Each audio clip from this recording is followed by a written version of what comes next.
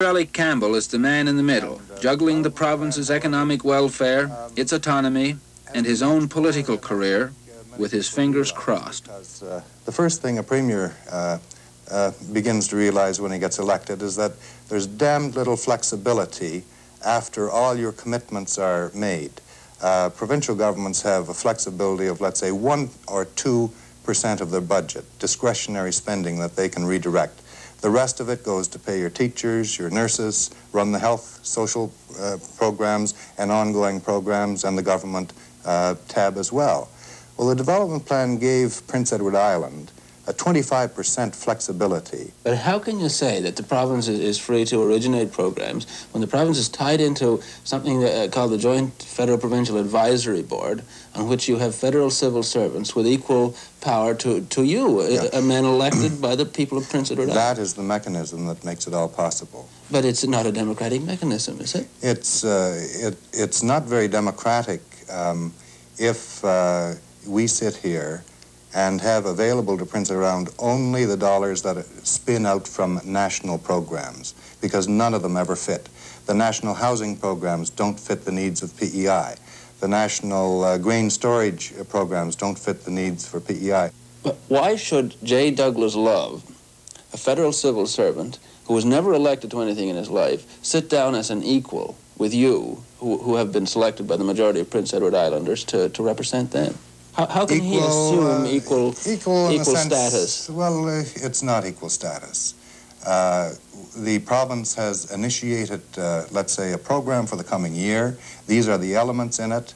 And Mr. Love represents the federal government's system of getting these projects from Prince Edward Island through a federal system, through a federal treasury system. And I can tell you that without that mechanism, if PEI had a good idea, it would take us 4 or 5 years, and probably the upshot would be that the damn thing would be turned down in the federal cabinet, because there's too little sympathy with what's happening in the maritime provinces. But do you not worry about this growing welfarism, this growing dependency in the maritime region, as something that will eventually reduce us to the status of welfare cases? I certainly do. And I worry about it because of the general dynamics of the Canadian economy, the way in which 60% of our manufacturing is controlled by multinationals, the way in which private industry follows economies of scale and centralizes all of its activities in central Canada, the way we continue to grow in our dependence upon transfer payments from Ottawa. By transfer payments, I'm talking about the welfarism you're referring to. The unconditional grants and the conditional grants, even the cost share programs of the past, where Ottawa designs the programs. If we can afford it, our 50%, we can share. That's the name of the game here now. That is not the name of the game here. There's, under the DRE program, there's a commitment to give Prince Edward Island $25 or $30 million in the coming year. But it's our responsibility to determine how the $25 million is to be spent. And that is a heck of a lot better than Ottawa sending down $25 million more for welfare. The problem is that the Premier now talks a language about the uniqueness of small community-based enterprises while being locked into an agreement and a system which effectively was going to replicate in Prince Edward Island the industrial structure of Southern Ontario. And, you know, how do you put those two things together? He's got one kind of rhetoric, one kind of expression, and another kind of performance. And so far, he hasn't resolved that tremendous schizophrenia.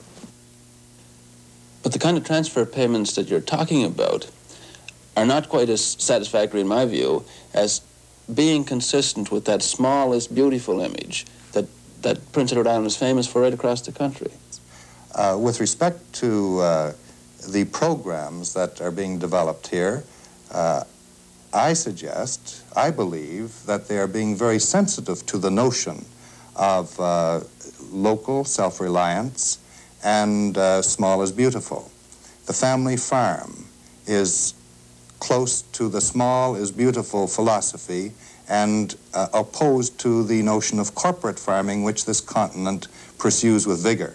But under the plan, corporate farming has been on the increase in Prince Edward Island, and the family What do farming you mean has been... under the plan? Well, okay, corporate farming is not being assisted in Prince Edward Island under the plan. How do you explain the fact that there has been such a decline in the number of family farms in the last decade? Certainly 20% decline here, 52% near Brunswick, and 40% in Nova Scotia. We've done well to hold on to what we have, but when I became Premier and before the development plan, every young farm lad in this province couldn't wait to get to Toronto to work in a factory. And we've had to do a great deal to come around and to develop confidence. And as I say, now half our farmers in Prince Edward